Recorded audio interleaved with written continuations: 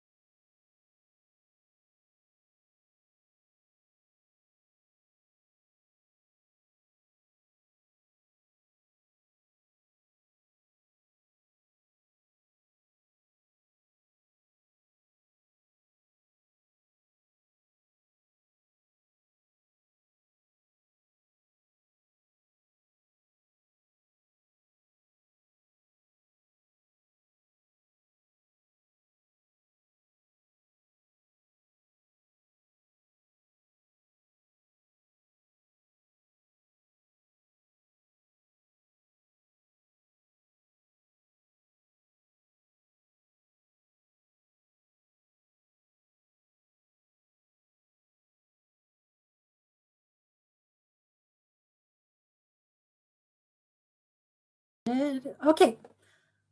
Mahalo everyone for joining us today. Today is a special webinar where Ola Na'oiwi of the Native Hawaiian Health Scholarship Program is partnering with He Noi Ina Ma'i, a webinar series that is by Papa Ola Lokahi. And we'll go ahead and get started. Let's see here.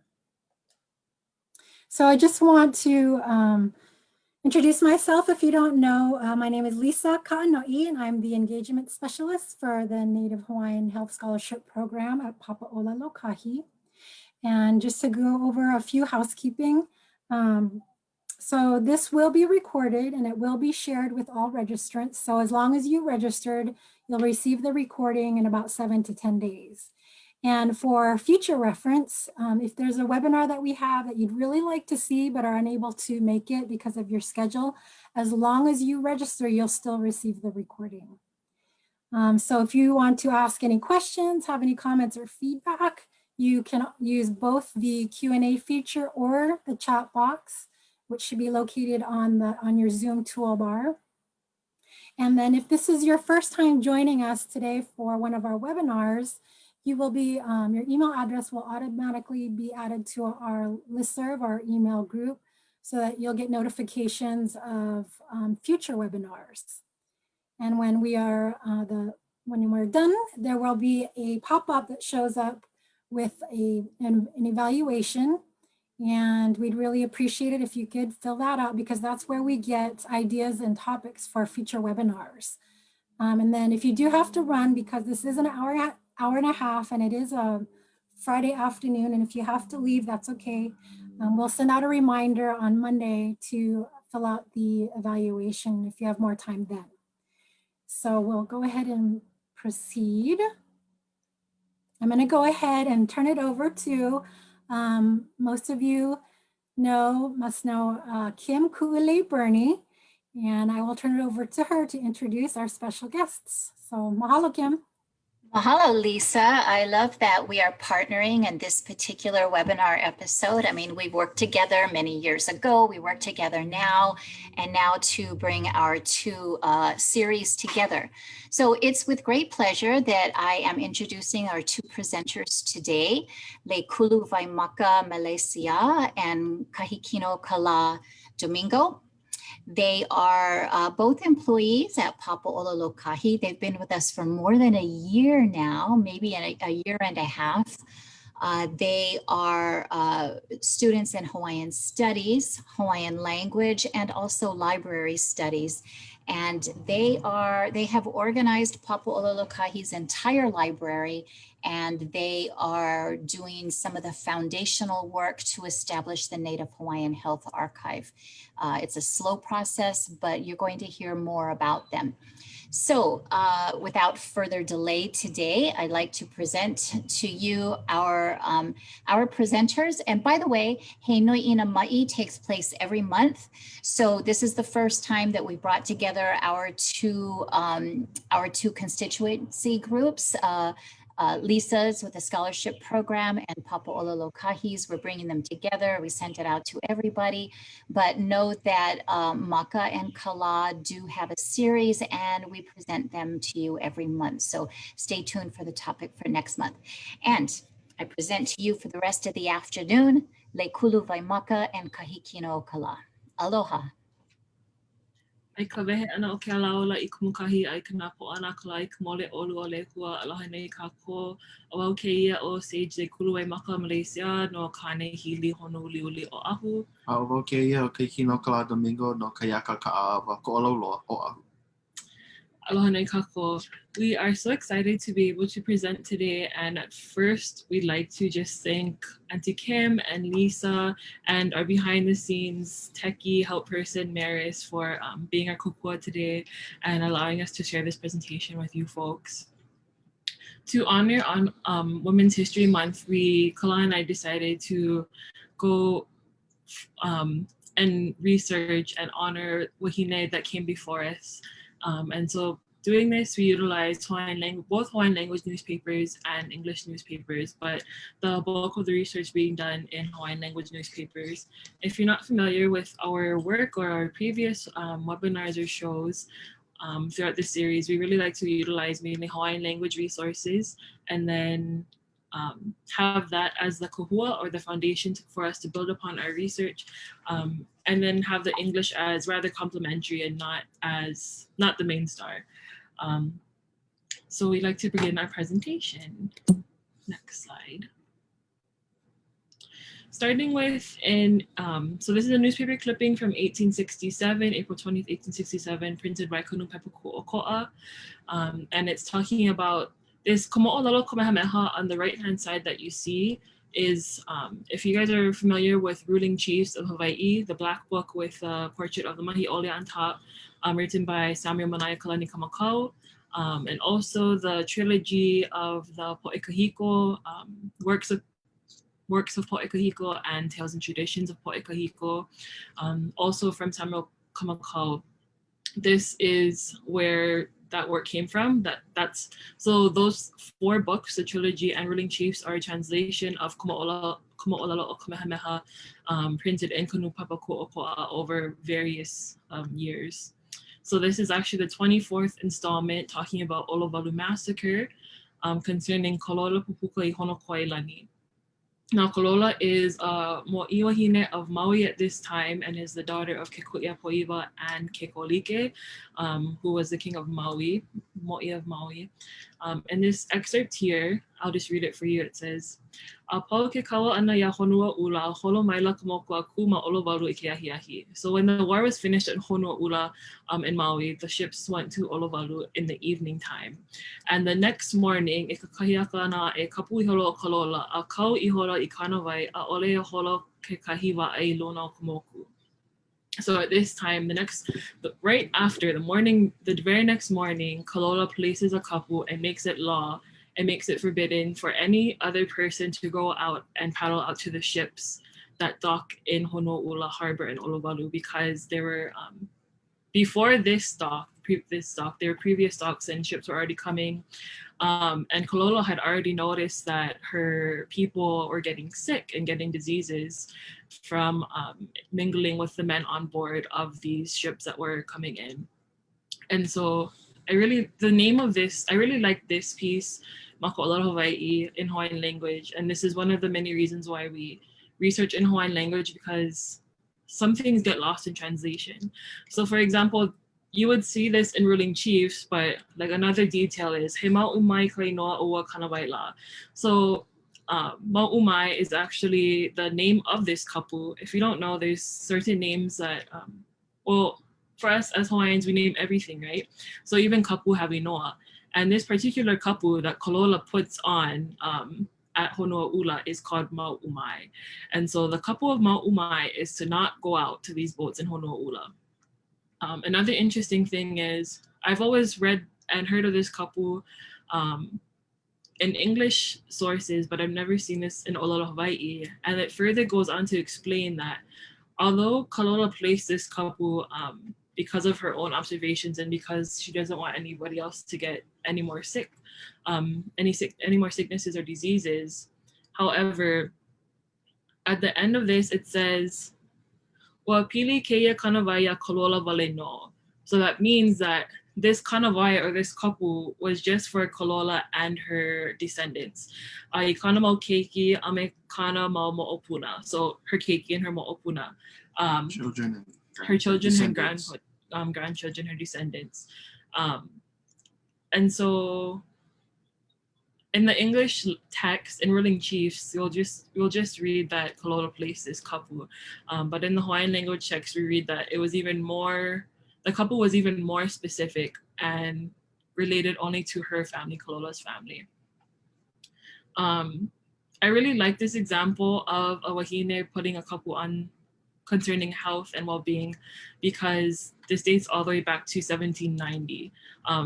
So this, don't get confused because the citation says 1867, but this is just the mo'olelo being retold years, decades later. But this actually happened in 1790. So you see in 1790 that kapu like this were already being reinstated, and we're already having our wahine, our mokohine, our, not even just mokohine, but our makua looking after us. And then we'll move on to our next slide.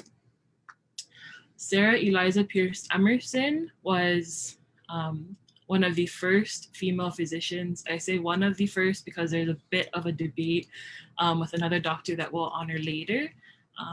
If you guys are familiar with Nathaniel Bright Emerson, very popular author for Hawaiian history. He wrote Unwritten Literature of Hawaii. That's the book filled with Pele and Hi'iaka chants. A lot of Hawaiian history students and scholars, Kumuhula, use that today as a reference or something to look back on. So this was actually his wife. Her maiden name was Pierce. So her father was Abraham Pierce, who was a captain of the whaling ships. And this top right photo that you see here, the school, oh sorry, our video might be cutting off the rest of the caption, but it says School Street Landmark. School Street Landmark for many years. And this was the Emerson House built in 1881. And actually the house was built from the leftover wood from whaling ships that her father was captain of. So on the left-hand side, we have both the left-hand side and the yellow portion of the slide are wedding announcements, one Maka'olelo Hawaii and one in English. So we see in Ko Hawaii Pai Aina that Emerson and Pierce are married on the evening of a Thursday evening of January 22nd at Kauke'ano Church. Kauke'ano Church was built upon a heiau in Honolulu, and they were married by Kahu J.A. Cruzan. So at this time, Mrs. Emerson was already a physician, was already a female physician. She was trained in homeopathic, she's a homeopathic physician. And on the right-hand side, we have the English language news announcement of their wedding, recalling that it was one of the most notable social happenings of the new year because they got married in January. I like on the bottom right picture, we have their resting place for Dr. Emerson, or both Dr. Emersons, Dr. Nathaniel Emerson and Dr. Sarah Emerson. The family lived first on Alakea Street below Beretania Street, and then on Nu'uanu, where Foster Park is now. Mrs. Emerson attended Punahou and then went back to New England to enter the medical department of Boston University. Then followed 3 years of graduate study in Europe. She returned from Europe on the same ship, which brought King Kalā back from his trip around the world, arriving in Honolulu, October 29th, 1881. This was a fairly quick voyage, but Mrs. Emerson had made other trips between here and San Francisco in all kinds of weather and all kinds of vessels. The slowest trip of her experience taking 24 days. And I really like this article because it has the direct quote from Mrs. Emerson saying, "When I arrived back from Europe, my family met me at the wharf with the house and buggy and drove me up to the new house on School Street." So that's the picture on the top. And so I liked this because it says that she was on the same ship that Kalā was on his 1881 voyage. The 1881 voyage was a global voyage around the world. And this is when Kalā met with tons of emperors, monarchs, kings, majesties, all around the world. And this is when he really put Hawaii on the map at this time and created all kinds of relationships that further led to consulates and allies around the world. And so when she got home in 1881, this house was just built because, according to this top picture, Mrs. Emerson's father built it in 1881. So it must have been really recent, those timings. Next slide, please. Okay, so this next slide is a really cool one. This event here that you see on the right that was published in Ka nūpepa Ku'oko'a, or the Hawaiian Independent newspaper, is an event that was called Hulia Mahina Ahahui no Keke'a Ula Ula. And if you know Hawaiian out there, you can probably guess. It's kind of a hint. Oh wait, we get the English right here, but get the picture right here. It's a little cross, and maybe if you can guess, that would be the Red Cross, the same Red Cross organization that we know today, that is both a disaster relief and provides funds for all kinds of different families. But the cool thing about this specific fundraising march for the Red Cross, Kahulia Mahi no Ahahui no Keke'a Ula Ula, is that every single member, all clad in their white uniforms, were all women. And you can see here on the left side, in the same year that the event happened, a mele by Mrs. W. Pa. It's a really nice short mele that was written in honor for the Red Cross organization. E hohia nui no Keke'a Ula Ula nana I kono mai I nā pua Hawaii. E ha'awi ke aloha I ka poe eha eha I ka alo alo ana I ka ewi poka. So she's honoring this great organization known as the Red Cross that takes care of the people that are in need and are in dire circumstances. So really, really nice mele by Mrs. Pa. So at the end of this fundraising event, which was actually a pretty big event. Not only was the territorial governor there, but Representative Kuhio Kalaniana Ole was also there, and they ended up raising $227,545.65, which for at the time of 1918, that was they made a pretty good run, I would have to say. So this is really, really cool to see the amount of wahine that came together to fundraise this amount of money for a good cause, the Red Cross. Okay. Next, we want to highlight another very prolific wahine in the history of the Hawaiian Kingdom, Emma Ka'ili Kapuolona Metcalf Beckley Nakuina. If you recognize the last name Nakuina, it's because her second husband, Moses, was also a prolific writer. She herself was also a prolific writer as well. As you can see, one of her publications, Hawaii, Its People and Their Legends, was written by Emma Nakuina. But Moses Nakuina, he was the writer of Kaipuma Kaniola Amau, if you folks are familiar with that mo'olelo. But and her first husband, Fred Beckley, they together had a son named Fred Beckley, who was also a prolific writer in the nūpepa. If any of you may know him, he was a very skilled chanter and dancer of hula. And Emma herself, if I'm not mistaken, was in the court of Queen Emma. Yeah. Yeah, she was a member of Queen Emma's court. And another interesting factoid about Emma Nakuina is that she was actually the first woman judge to serve under the United States flag, very first, a Hawaiian ali'i at that. And in this article on the right, you can see the title that's, I don't know if our video or not is blocking, but it says the Women's Relief Society, which indeed was founded by Emma Nakuina. And in this article here, it talks about there was an outbreak of cholera in Hawaii, and something that was really being affected was the food source that was being, the food source was something that was spreading the disease around rapidly. And the Women's Relief Society, funded by Nakuina, was one of the first to assist in providing not only funds, but if you see this little box that has the body of the text, is that they're providing breakfast, lunch, and dinner, poi, properly cooked poi, coffee and bread, tea, stew meats, etc., etc., etc., for people in need and for people who were suffering from the disease, and all those who needed assistance as well. So a very prolific writer in her own right. We kind of wanted to highlight her because everyone knows Moses Nakuina, especially if you study Hawaiian language and Hawaiian studies. You know all the different mo'olelo that he wrote. He also wrote something on Kalapana as well. But Emma Nakuina, as we wanted to highlight, that she was also very prolific in her own right, and she also had some amazing accomplishments as well. So Emma Nakuina's works include Hawaii, Its People, Their Legends, a photo we have here. One piece is Oahu Ko'onohi o nā Kai, which is basically a compilation of a lot of Oahu mo'olelo.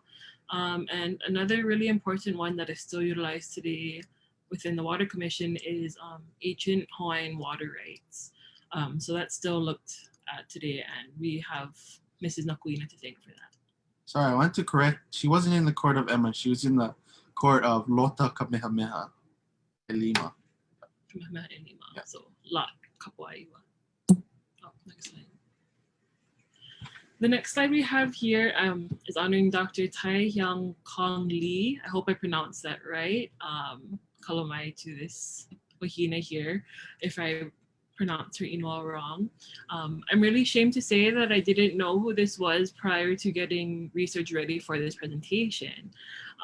Looking through nūpepa articles, plugging in terms like palekeki, which is midwife, kauka wahine, ahahui, la'olapa'o, things like that. Her advertisement or her ho'olaha in the nūpepa would come up very frequently. And so here's one of her advertisements on the left-hand side coming out of the newspaper Koholomua from 1914. This is around that time is when her advertisements were really strong, pushed heavily, around 1911 to 1915, around there.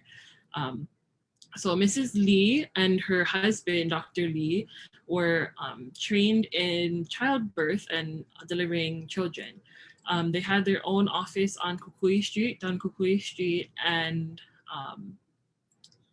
she was really an amazing woman. She was said to be the first Chinese woman physician that came to Hawaii.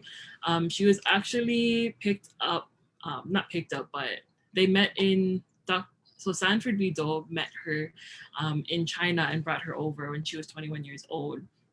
She comes to Hawaii, opens her practice on Kukui Street, and delivered over 6,000 babies during the time that her practice was open. 6,000 babies is a lot of children, and so that's why I think this woman is so amazing. She had her practice open for over 50 years. She was said to have been about 5 feet and 85 pounds. She had 9 whole children of her own, and her children were said to have gone to this office with her. She carried all her little children, she carried with her 5 feet, 85 pounds down with her into her office every morning.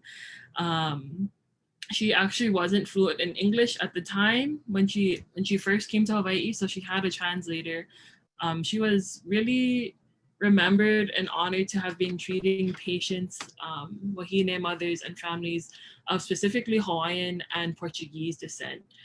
So it was really interesting to me to read that this woman here had a big Hawaiian clientele, because before reading this and before researching about her, I just thought naturally that Hawaiian women kind of already had that palekiki or that midwife designated within their ohana, within their own homes. I kind of thought that that was a practice that was kind of made common, and there was always one wahine that was gone to, like that one auntie in that family that you would go to for that particular practice.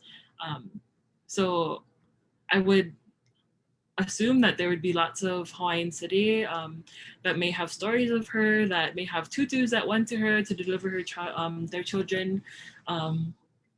And we really mahalo this wahine and her husband as well that also helped her. But really, she did the bulk of the work and delivered all of these children. Dr. Lee. Dr. Frances Matilda Wetmore. Wetmore is her married name. This is when I was saying about Dr. Sarah Emerson that there's kind of a debate on who was the first female physician. I myself don't know, because different resources say different things and they go back and forth, but it's really around the same year. So nobody kind of really knows who was officially the first one. She's the daughter of Dr. Charles Hinckley Wetmore, who was also a physician. Unfortunately, we couldn't really find articles or stories about her pertaining to her practice, to her medicinal practice, but we found a lot of other community work that they called her Fanny. Dr. Fanny was very prolific in. On the right-hand side, we have, it's called Kindergarten Success, a review of years' work in the Hilo institution. So Dr. Fanny Wetmore, she was the secretary and helped establish this Hilo free kindergarten. So free kindergarten was very popular back in the 1900s when kindergarten kind of became a thing, when it became something that we decided that, our keiki should be going to school because of the German influence. And so she writes into the newspapers, into Hilo Tribune. She later moved to Hilo, and she was very popular in Hilo. There's lots of accounts of Dr. Fanny Wetmore in She Hilo moved back to Hilo. Tribune, or in the Daily Herald of Hilo. And it says, another successful year of the Hilo Free Kindergarten has just closed with a present enrollment of 57 and yearly average of 50. During the year, 86 children have been registered. Topics of thought for the children are cleanliness, politeness, and helpfulness. And they also go on to say about how they go on field trips and how they take these children everywhere to teach them. And this was in 1905, and the emphasis was on having a free education, free public education for keiki. The other article we have here is the Aloha Circle. So this article is published in 1939. She actually passed on 1919. So this article is written 20 years after and is an account of her and of the works that she did. So the Aloha Circle was established in the Wetmore home, and then the Aloha Circle basically became the King's Daughters, and they raised fundraisers, and they had all kinds of things. They raised money to create a home, a boarding home for working girls, schools, teachers, and others. But Dr. Wetmore created this Aloha Circle that created an organization, a community for women. They made safe spaces and safe communities for women, for working women, especially working women and school and women that were getting educated. And in 1939, I think this is something really important to note, because we have wahine like this within our within our communities, advocating for spaces like this to serve working women, to serve women that are going to get educated. The other two on the left-hand side is basically an obituary and kind of a eulogy for Dr. Wetmore, published in the 67th annual report of the Hawaiian Mission Children's Society in 1919. And it says that she went to the Pioneer of American Colleges for Women at Mount Holyoke College in Massachusetts, and then she came back to Hawaii and went to Hilo, and that's when she started her practice and started serving Hawaiians here. Next slide.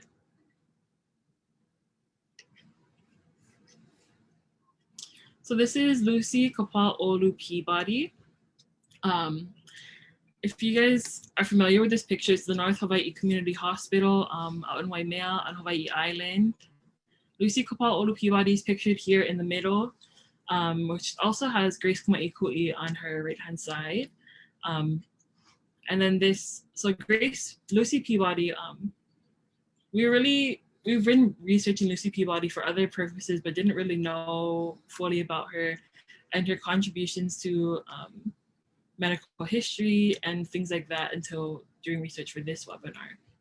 And we really mahalo Lucy Peabody and later on her niece, who is Lucia Henriquez, which we'll talk about later on in the presentation. Lucy Peabody also reestablished Ahui Ka'ahumanu, which is a Ka'ahumanu society.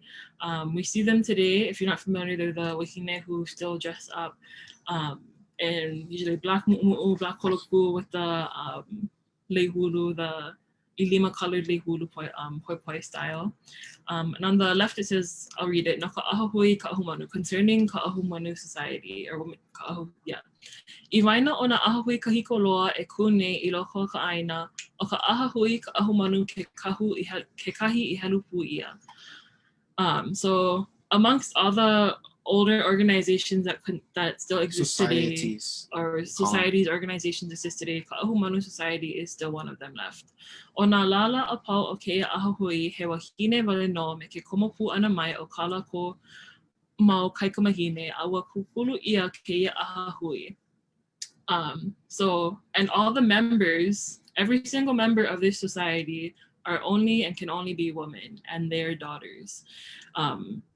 Kaikamahine meaning daughters, but especially in Hawaiian context, meaning nieces, calabash nieces, basically any younger female that you have your malu or you have aloha for, or that's kind of in your protection.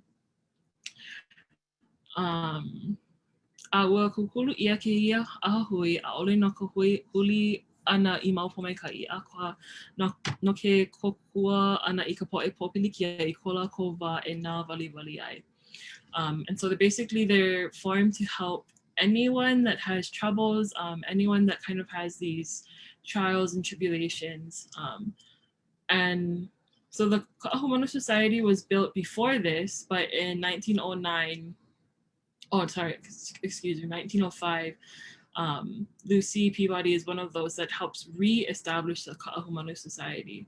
And on the bottom we have O Miss Peabody, I kama'aina loa ia o ko honolulu nei po'e, a pela no paha me ko na ko aina, ka pele ki kena o keia ahahui. So Miss Peabody, who is very well known and very kama'aina to all of us Honolulu people here, she's the president of this society at this time. A he pono no e ha'awi ia aku, na mahalo ki eki e iaia no kana hana ho'omanawa nui me ka ho'e kaika a ho'one'e ai ho'omaui keia hana maika I waina o nā kanaka o kona lahui kanaka. And to Miss Peabody, the highest praise of thanks and the highest mahalo should be given for all of her work, for all of her tiresome work and her patience and her perseverance, trying to reestablish and rebuild this society that really serves our lahui kanaka, or our lahui, Hawaiian people. So that's Miss Peabody. And so at the time, so I have the picture of North Hawaii Community Hospital here because she is actually the one who was responsible for, one, reestablishing Ka'ahumanu Society, and two, within that society, kind of raising funds, relocating funds that ends up going to this hospital and to being built. So she passes away before she can see this built, but her niece continues this effort. So this is her niece, Lucy Kalani Kumaiki'ike Enriquez. You can see the photo of her on the right-hand side. If you're familiar with this ohana, she's the Wahine, or the wife of Edgar Enriquez, and they have a popular home that's still intact that is in the Pali. It's located in Pali.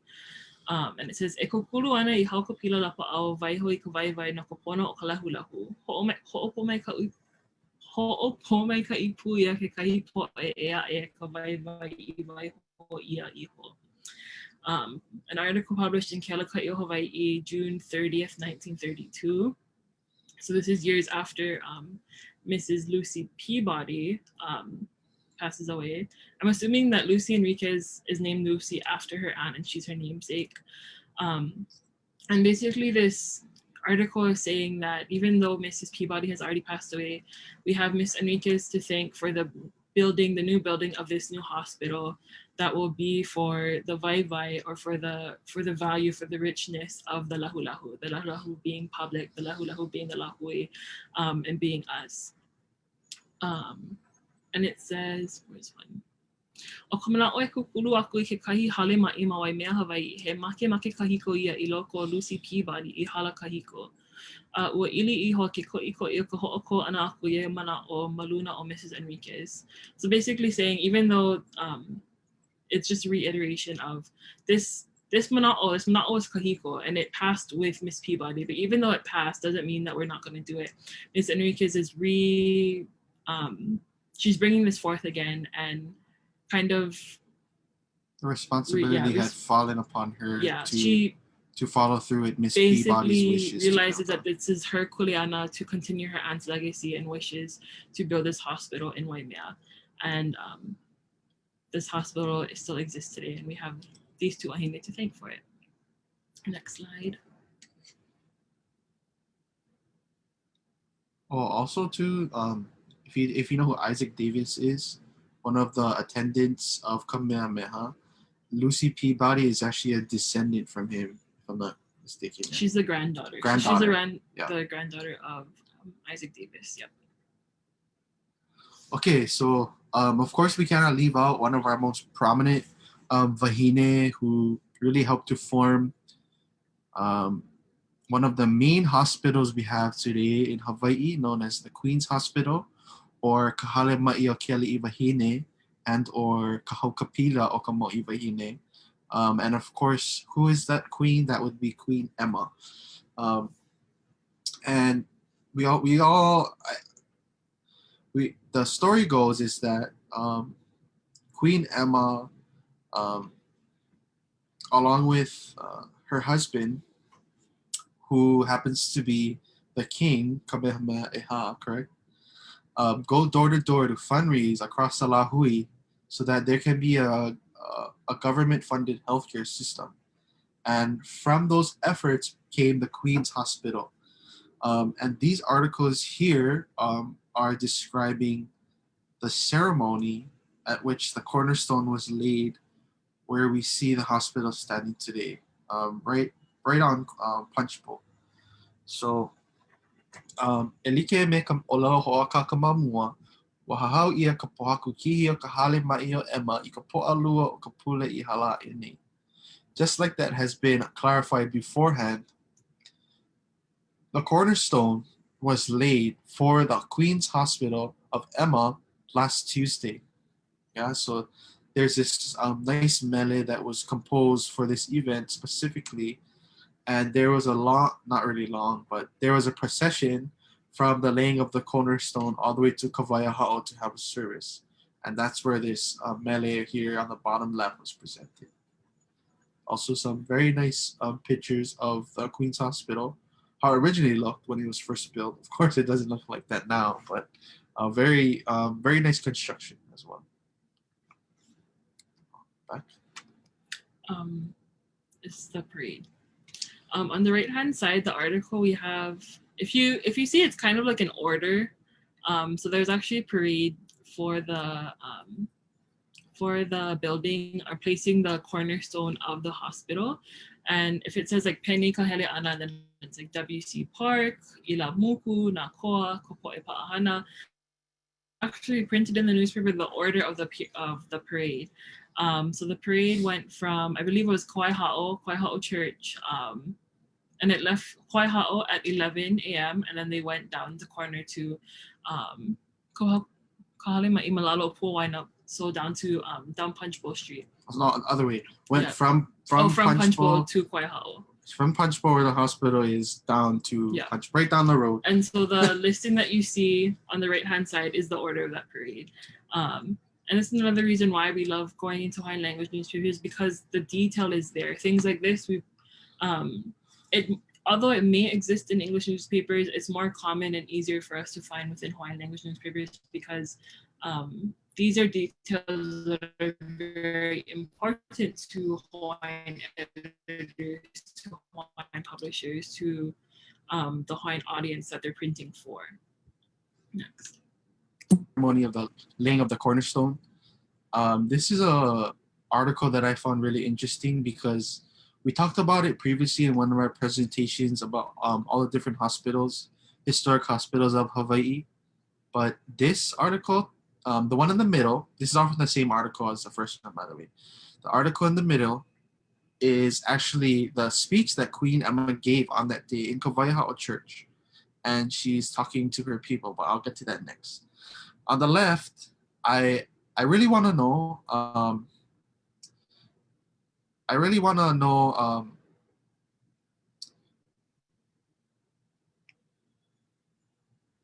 want to ask someone at Queens, maybe I saw Anke Liana Honda here, if watching, I want to know if this time capsule that they're talking about in the article is opened or not, because it says here that when they laid the cornerstone, there was also a time capsule that had the picture of Kamehameha IV and Emma, a Bible in Olelo, Hawaii, in Hawaiian, a law book of the kingdom, and some newspapers from the Polynesian, the Commercial Advertiser, the High Hawaii, and the Friend, and among others. So that would be really interesting. I don't know if it was open or not, but.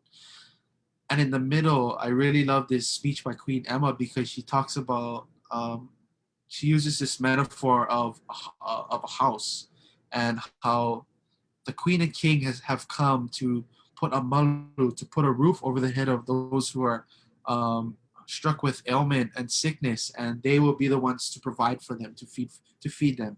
Because of course, we all know that the Queen's Hospital was was the first government-funded healthcare initiative in the Hawaiian Kingdom. So we were really grateful for this Mō'aukala that accounts for that. Okay.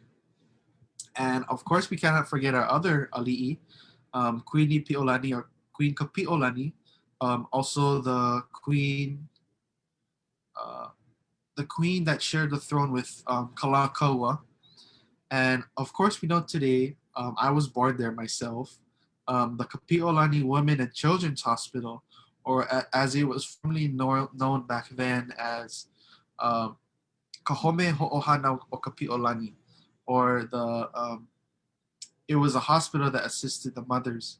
And this article here is a letter to all the Hawaiian mothers, or the expecting mothers. And I'll just read an excerpt of it here. Enama kuahi in Hawaii, ko maua lave maoli ana mai, a lave I na hana o ka home o hana o Kapi'olani, o ike iho I ka ho'i ole mai o na makuahi in Hawaii a kipa I ka home. Ai ko maua ninau pono ana, o ho'ike ia mai na kumu, I ke kāki ia ka o na Hawaii. I ko maua ike ana I ke ia, ua komo aku maua lave mai I na lave ana o kia home I loko o ko maua 5. Ai ho'ohana a lave ia ho'i ka home e like me ka make o nā li'i moi aku. Ka mo'i Kalā kaua, a me ka mo'i Kapi'olani I kukulu ai, oia ho'i I home ho'ohanau no na wahine Hawaii. A ma o ka palapala ho'ohui me ke aupuni o olelo ia, he home uku ole keia no na makuahine Hawaii. No, e ka makuahine Hawaii ka home me ka uku ole. So basically what these two people are writing, which so happen to be Kuhio Kalaniana Ole and Elizabeth K. Kalaniana Ole, who were the president of at that time of the hospital, Kapi'olani Hospital. They're saying to all the expecting mothers, here we are at the Kapi'olani Hospital. We're the president, but we see that all of the Hawaiian mothers, they don't want to come to our hospital, and they're saying that because the reason is because the price of the medical bills are too high, and they're explaining that this hospital that Kalā and Kapi'olani built was to be a hospital of no charge to the Hawaiian expecting mothers of the Lahui. And they're taking it upon themselves, Kuhio Kalaniana Ole, along with his wife Elizabeth Kahanu Kalaniana Ole, that they will personally pay for the Hawaiian mothers' medical bills so that they may have health care when they give birth. And I also like this last excerpt right about their name. Ke mana'olana nei mau o oi e ka makuahine Hawaii. We hope that you, the Hawaiian mothers, mai hopo hopo, do not worry. E ho'i mai a e kipa I ka home ana li'i ho kumu ai no kako. A I mau ho'i ke o ana a Kalā ua mau olelo, ka ho'oulu a ho'olala hui. Our hope for you, the Hawaiian mothers, is not to worry. Come back and visit the home that the royals have created for us, so that their motto may keep living on, to grow forth and to provide for the nation. Yeah, so you see that even after Kapi'olani's death, she died in 1899. This is about 20 years later, 19 years later, that the ali'i are still trying to continue and provide for the people. This time it's the Kalaniana Oles that we really need. There's still a need, even after the time of Kapi'olani's death, for the mothers and the children of Hawaii. So really a fabulous Wahine, a fabulous initiative, and a really awesome gesture on the part of Kuhio and his wife Elizabeth. Anything to add? So that about wraps it up. We really wanted to, I wanted to close with this excerpt from one of the announcements of the Ahahui Aloha Aina o na Lede Hawaii, or the Aloha Aina Society of the Hawaiian Women. And Women Patriotic League. Yeah. Women Patriotic Leagues, that's also called. But this is a really nice saying that they have, because in every one of their announcements, they're rallying all the Wahine, all the women of Hawaii, all the mothers and the children and the kupuna as well, all women. I mua na makuahine oi o Hawaii, a ho'i ho ia mai ke ea o ko'oko aina, kona ku'oko'a, a o ko e ho'oili aku ai maluna o ko'oko mau kamaiki, a me kalako mau puaku, a e velo mau ka hainani o Hawaii, e olo Hawaii e ke akua. Come forth, O mothers, O the true mothers of Hawaii, and the sovereignty shall return to our land, its independence, and you folks, you the mothers, shall have your legacy and pass it on to your children and their descendants, and so on and so on, and shall the glorious flag of Hawaii wave forever.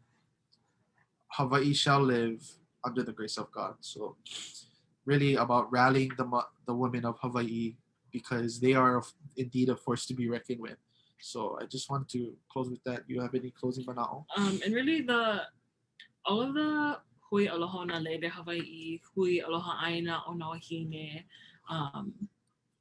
what else is there? That's the top two off the top of my head. But these all of these societies, leagues, clubs, organizations that were run by Hawaiian women weren't just something that was like Honolulu based, but something that was everywhere. If you look through Papakilo, if you look through newspapers, there's Hui aloha aina ona wahine o ua ke o Hana. So Hana has one. Hui aloha aina ona wahine o Kohala Hema. So South Kohala has one. North Kohala has one. Hui aloha aina ona wahine o Wai'anae. Wai'anae has one. And although this isn't medically like related or health related, these wahine organizations was a big well, they're really pivotal in signing the Ku'e petitions, because this is when they all got together and they're really back to the O'Kalani. They and just to think that it was full of wahine that pushed forward this initiative, that pushed forward this all of these efforts that were wahine led all throughout the Pai'aina, not just in one little portion of Honolulu, or not just Oahu based, not even just Oahu based, but really everywhere.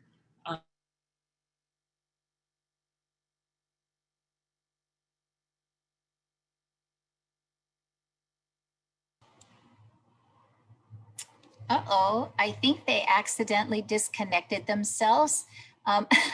Let's see if we can get them back. So sorry about that. I suspect they'll try, or maybe their power went out. I'm not sure. That's been going around. But I see your question, Charmaine. Dr. Charmaine Bisson from Maui asks about, and I know why you're asking, can you talk more about why Lucy Peabody needed to reestablish the Ka'ahumanu Society? That's a good question. I hope they come back. Maybe Dr. Bisson can share a little bit of information about that with us. I'm not quite sure. You know what I really liked, and this is Kim Ku'ulei Bernie. I'm going to talk for a little bit while I'm waiting for them to return. What I liked about that picture of Lucy Peabody is that in the picture with the three women, one of those other women was Grace Kamaikui Rook, who was the Hanai mother of Queen Emma. So Lucy Peabody was actually a lady in waiting to Queen Emma. And I learned about this at one of the recent Queen's activities, because now that the Queen's Health Systems has taken over North Hawaii Community Hospital, they love to mention that relationship from Lucy Peabody to Lucy Enriquez and then now the Queen's Medical System. So it looks like they're back. We're happy to have them back. I just want to make sure. Kalā and Maka, can you hear us?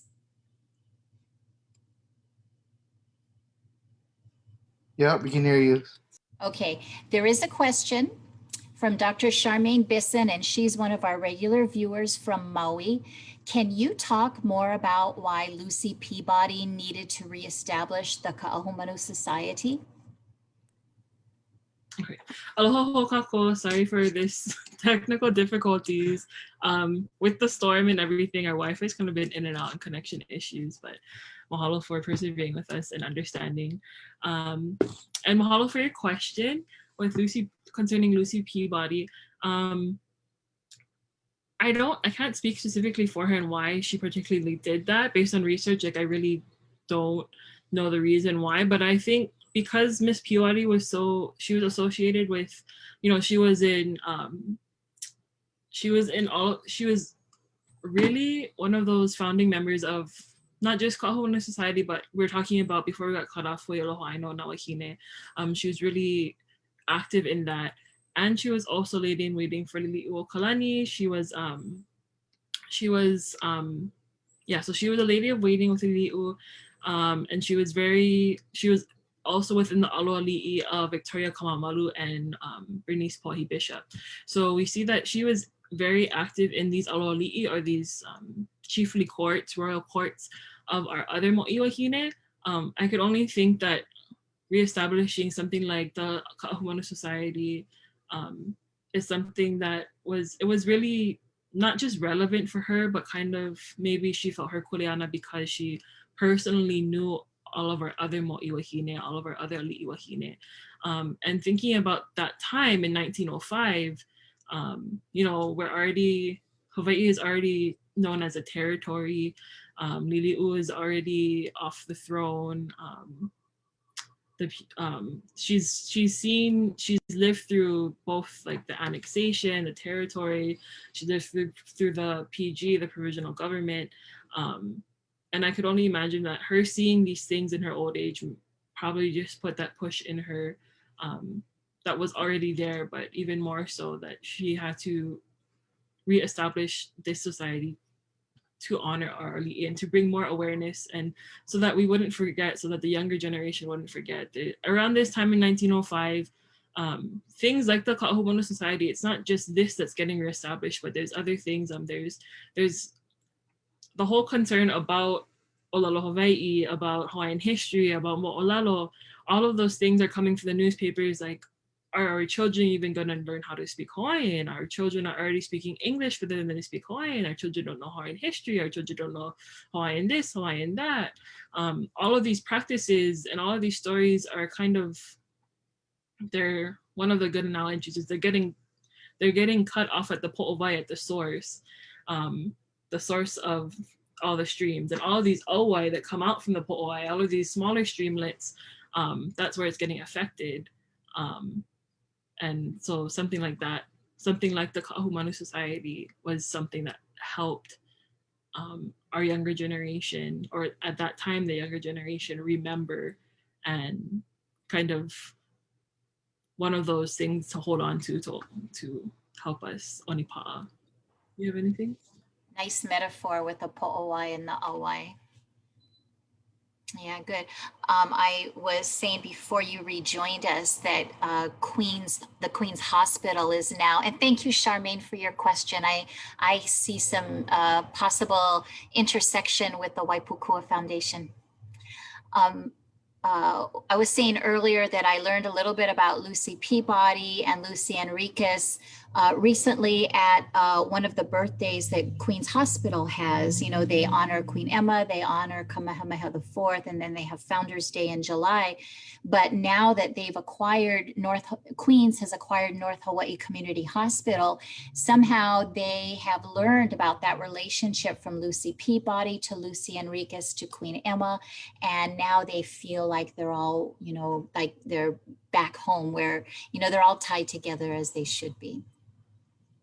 Yeah, good. I don't know if there are any other questions, but Angela Neller says, mahalo, great presentation. If there are any other questions, now's the time. Our two young people are students, and you know, it's, well, actually it's the end of finals, right?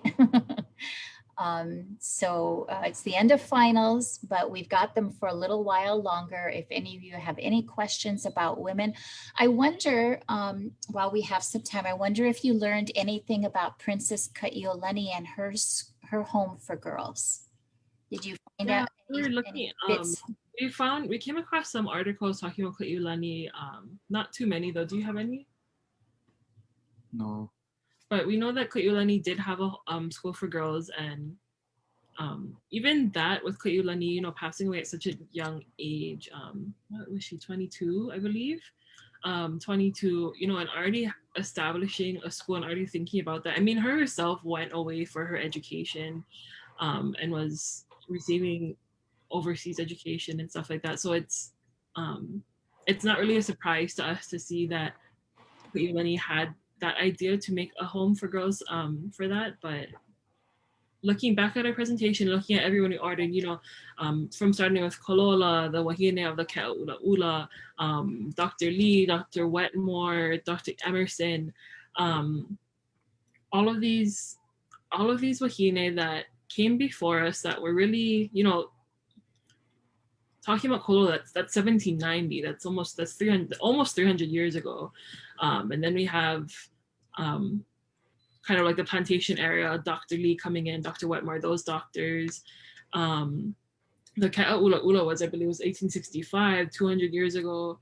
Looking at Wahine in health, and we know, you know, we have so many things today that we thank for, like, you know, like Luna Lido Home, Hawaiian homes, all of these things that were set up by our li'i that we're not ungrateful for, but, you know, that honor Kane. But just seeing that Hawaii and our community always, we weren't ever against Wahine being in these leadership positions. You know, we always seen Wahine as our equals. And I think it's a really good reminder and a really good something to follow for us today, to remember that our Wahine are just as equal as our Kana even in the 21st century, you know, and that we have held these roles, that we have been doing these roles. There's no reason why we shouldn't continue these things. Something at Papua Lokahi that we're both really grateful for is that we're mostly a Wahine step team.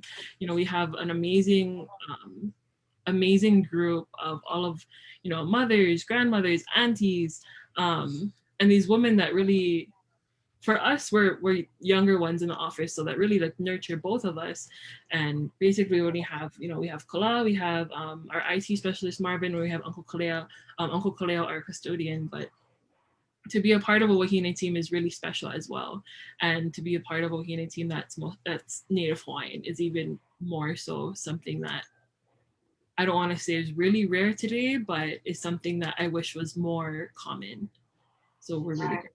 Such is the nature of public health, yeah.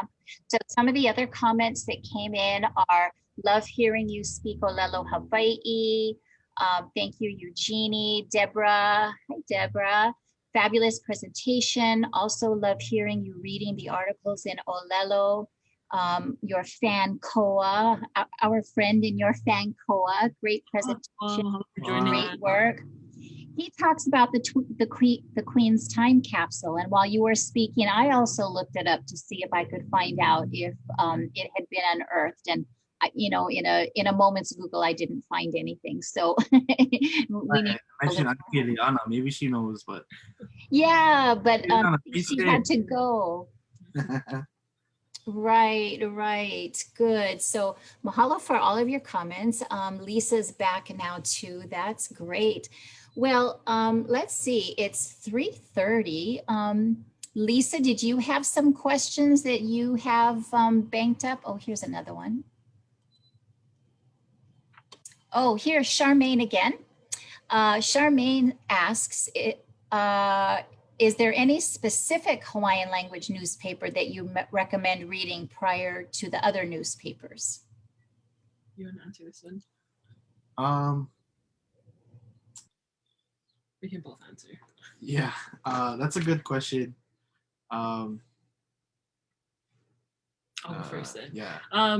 So thinking about like where you are in your language, you know, like I don't want to say like beginner, intermediate, advanced, that kind of thing.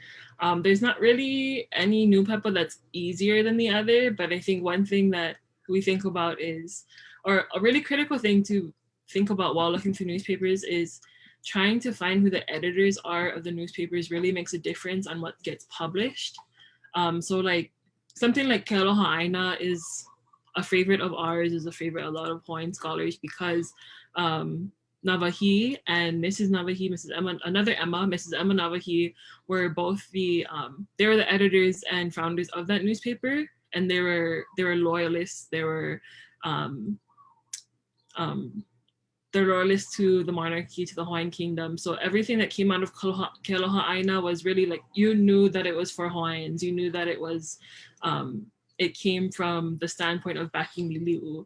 And then you have other newspapers that the editors might be, like the editors might be a missionary, or the editors might be a haole businessman. Just because the newspaper is printed in Hawaiian language doesn't mean that it's by a Hawaiian or that it's for a Hawaiian. So you see newspapers that come in that push like annexation agenda, that push the missionary agenda, that push the haole agenda, and then there's newspapers that come out and say you're not gonna go to heaven if you drink alcohol. Like there's things that push that really heavily, and kind of push the Catholic beliefs really heavily. So basically, just like the media today, you need to understand who are the funders, who's controlling the narrative, who decides what gets to be published and what doesn't. Like you see things like Hawaii News Now, Star Advertiser, Civil Beat. Like you can kind of guess and you can kind of research who are the people that are funding those organizations and therefore what gets published. It's the exact same thing as the newspapers of old.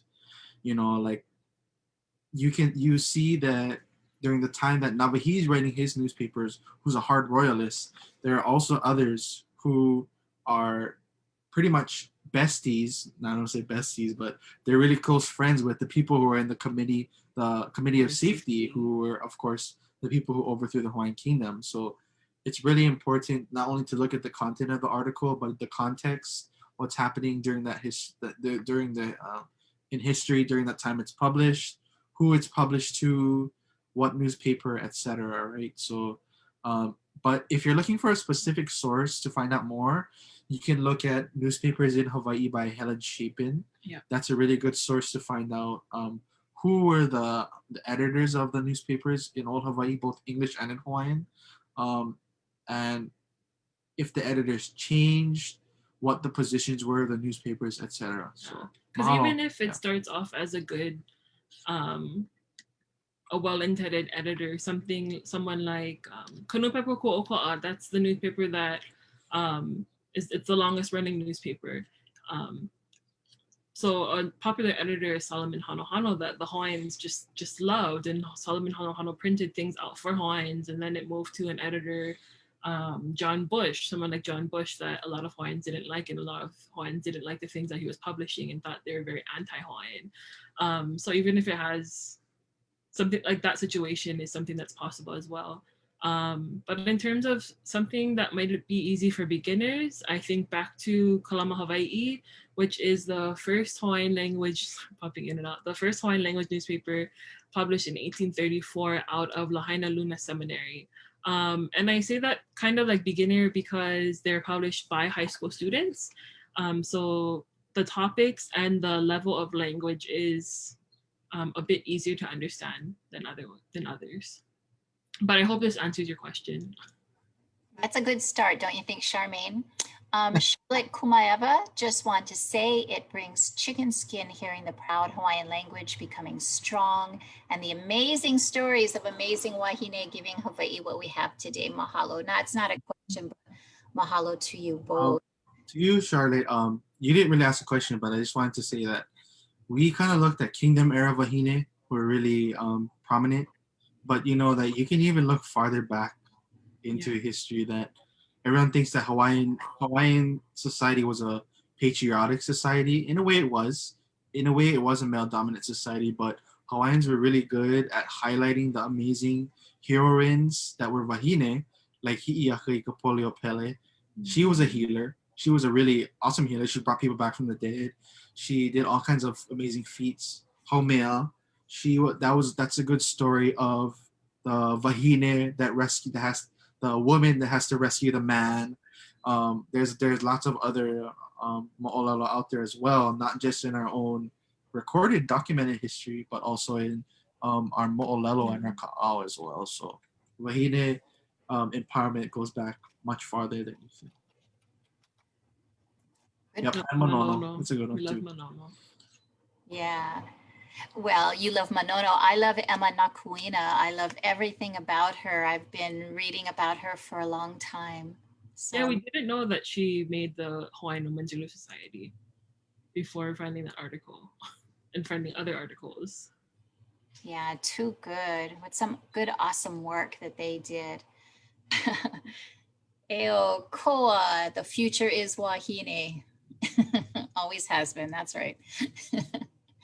All right, are there any other questions? Lisa, do you have some banked up for them? No, I don't. Actually, all the questions are pretty good. Yeah, good. Ka'ahu Manu, she may not have been known as a healer per se, but she certainly was a leader, a pioneer, and a very strong presence during her time. So she's somebody that was quite a remarkable woman in Hawaiian history for sure. Yeah, Ka'ahu Manu gets a lot of kind of negative sometimes, like negative feedback because it's a bad rap of like the whole abolishing the kapu system, and because she orders all the heiau to be destroyed, and then the churches get built on top of it because of her conversion to Christianity. But really, Ka'ahu Manu was for a long period of time was the ruler of Hawaii because all the Kamehamehas were just too young to be ruling. So Ka'ahumanu was really instrumental in many years of Hawaiian history, and she was kind of the only one that was capable of doing that at that time. So we mahalo. That's right. She was the woman behind all of this, behind the succession of Kamehamehas, yes. Yeah, very good. And let's see who else. Well, Luka, Princess Ruth, is another strong force during her time, who also sometimes gets a bad rap. Yeah, we love Luka. There's so many amazing stories of Luka. We really tried to put her into this presentation as well, but couldn't find anything that really fit in with other people. But as far as Luka being one of the Wahine that we always honor, Luka was someone who was really kupa'i Wahine, who refused to speak English, who always preferred, or not always, but mostly preferred the old ways versus the new ways. You know, she had this Keoa Hale that stands in the present site of Central Intermediate. That's where it was located, and that was really just kind of built to show Kalakaua, like, hey, I have more money and I'm better than you, and then I can build a nicer palace than you.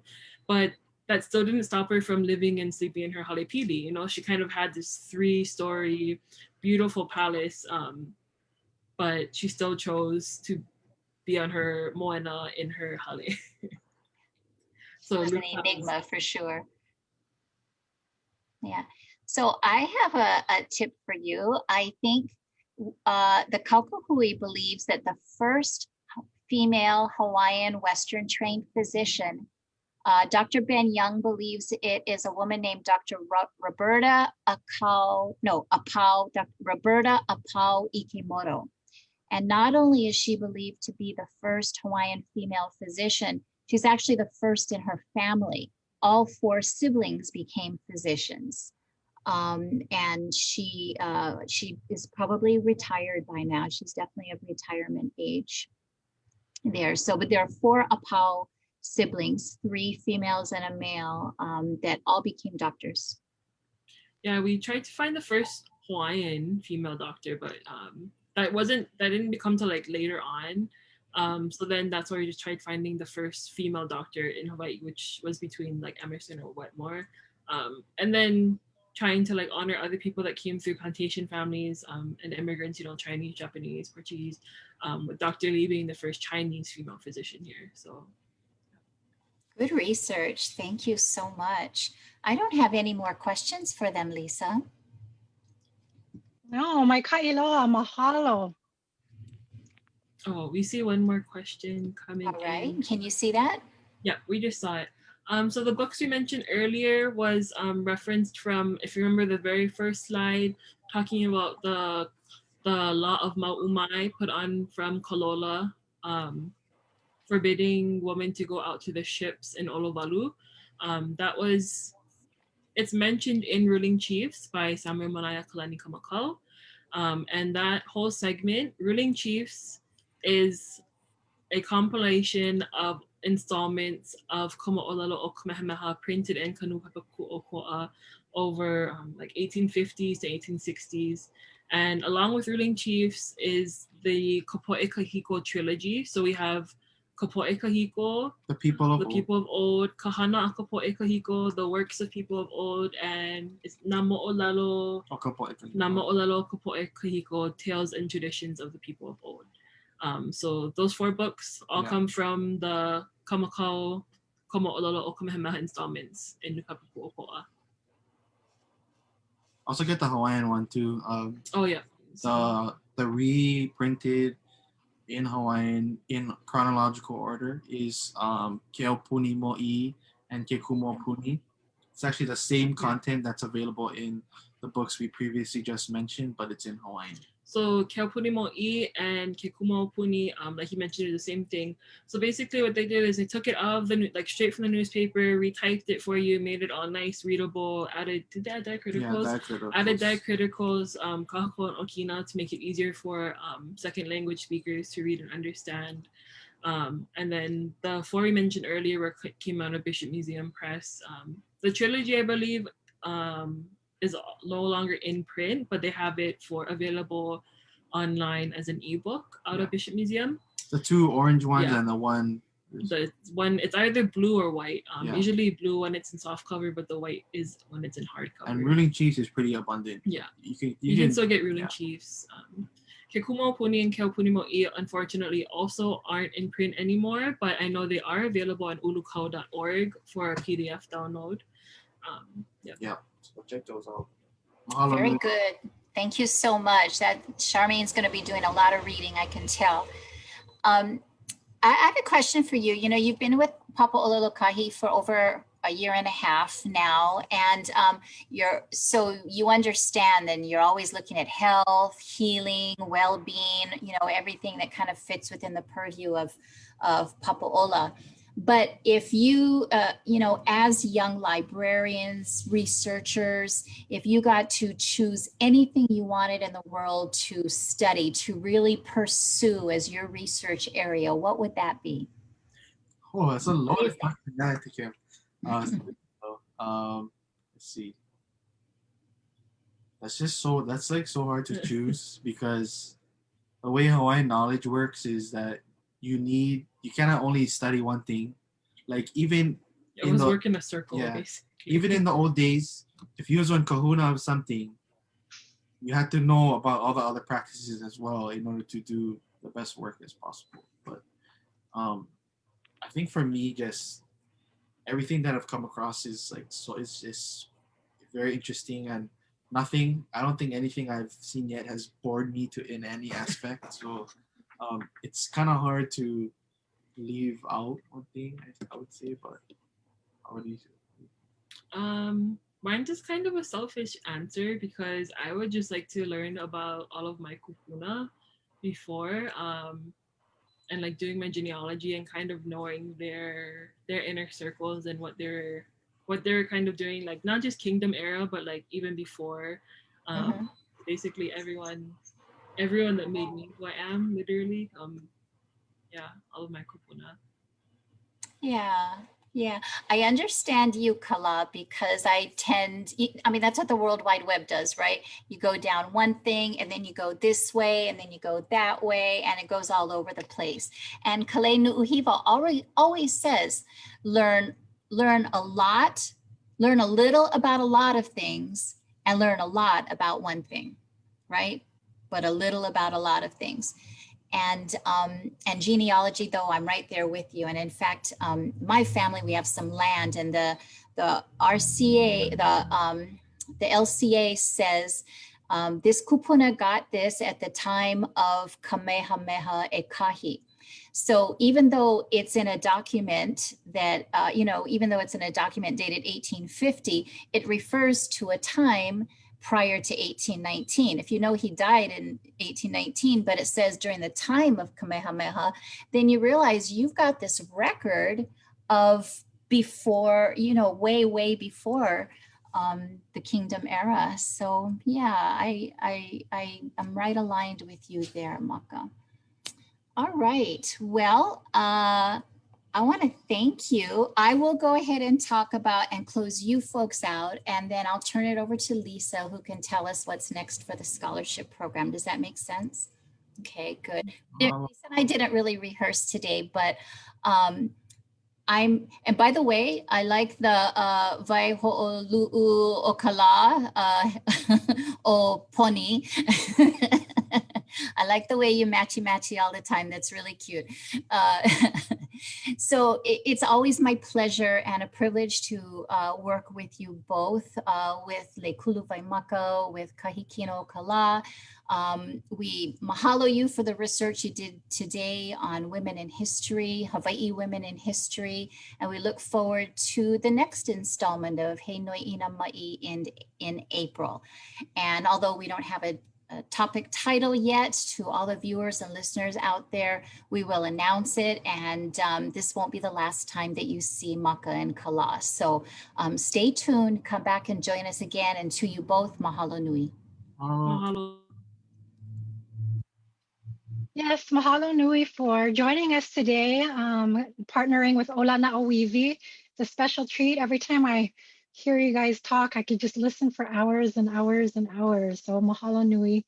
I do get chicken skin when I hear the Olela Hawaii just smoothly just coming out, and it's just so my ka'iloa. But hopefully we'll have more partnerships like this in the future.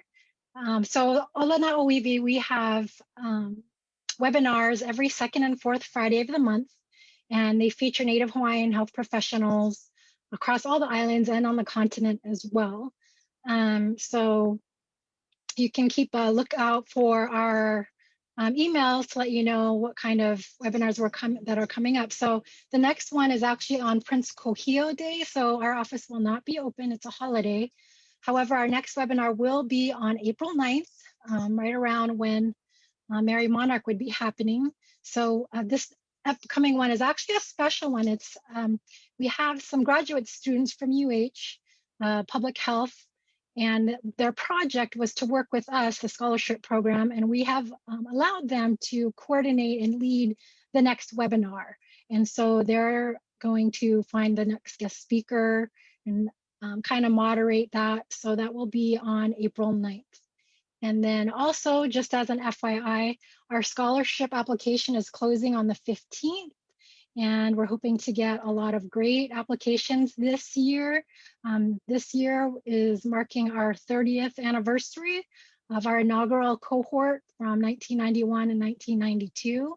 And it's going to be kind of nice to look back at all the years and how we've progressed and how we're really trying to develop and attract Native Hawaiian health professionals to serve in our Hawaiian communities. So we'll keep in touch. Malama pono and ahui ho. Mahalo, everybody. Have a great weekend. Aloha.